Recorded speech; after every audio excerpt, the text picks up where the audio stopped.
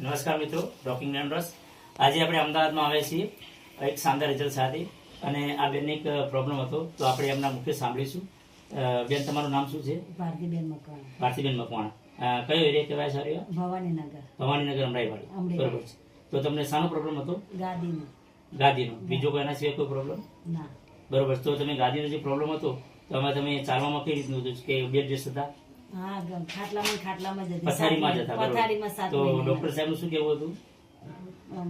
ડોક્ટરનું કેવું એમ કે તમારે ગાદી ખસી ગઈ હતી કે ઓપરેશન કરાવવું પડશે. ઓપરેશનનું કહેતા. ઓપરેશન. બરોબર છે.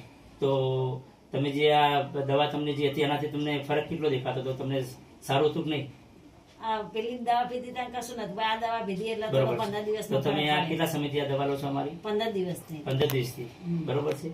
તો તમને આ કેટલો સમય થયો આ લીધી આ દવા? પછી આ દવા લીધે મહિનો થયો. મહિનો થયો. પણ તમને 15 દિવસમાં તમને સારું થઈ ગયું? સારું થઈ ગયું. તો નમસ્કાર. તો મિત્રો, તમે જોયું આપણી આ રેનોડસની નોવા આ બેન 1 મહિના પહેલા લીધી હતી અને 15 દિવસની એકદમ તમને સારું એવું થઈ ગયું. તો બેન જરા તમે ઊભા થશો જરા? બરોબર છે. જો થોડા ચાલીને બતાવજો. બરોબર છે. જો આ બેનને આટલો જબરજસ્ત રિઝલ્ટ મળ્યું છે આપણા અમદાવાદની અંદર. બસ આવી જાઓ, પાછા આવી જાઓ. બરોબર છે. તો નમસ્કાર મિત્રો, આ કોઈ દવા નથી, આ એક આપણું